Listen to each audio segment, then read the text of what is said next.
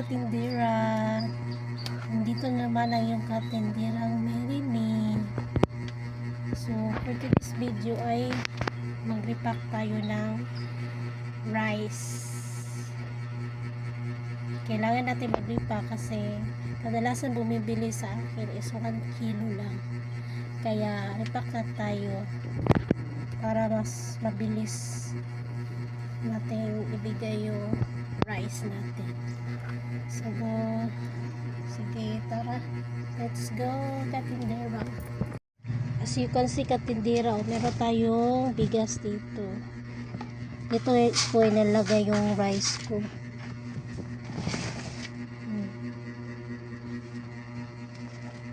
Kasi lalanggamin siya. Tapos meron tayo dito weighing scale. So, dito natin ilagay sa roll bag yung mag-repack tayo ng 1 kilo rice.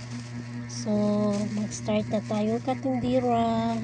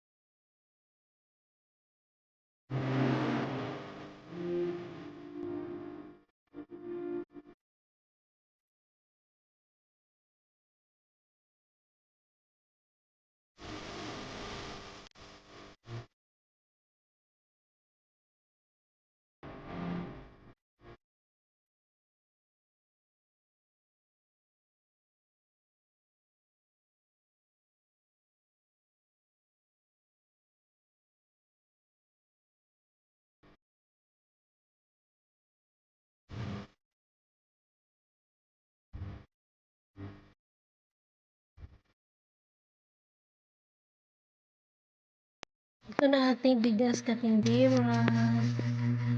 6 na kilo mo na nirepack ko, katindera. By 1 kilo. Kasi yung bibili na sa atin is 1 kilo lang. Minsan lang dalawa. So, para mas madali natin maibigay, nirepack na natin. Nirepack na natin para mas madali ibigay, katindera. Tapos ilagay na natin dito, ibalik na natin ito para hindi lalanggamin. Kasi dito sa amin mabilis lalanggamin tong bigas. Masarap to na bigas, katindera, Jaguar. Isang klase lang ang bigas ko. Kung ano ang bigas namin sa bahay, yun din itinda namin.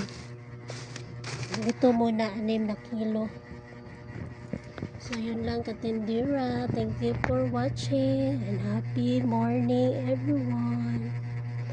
Bye.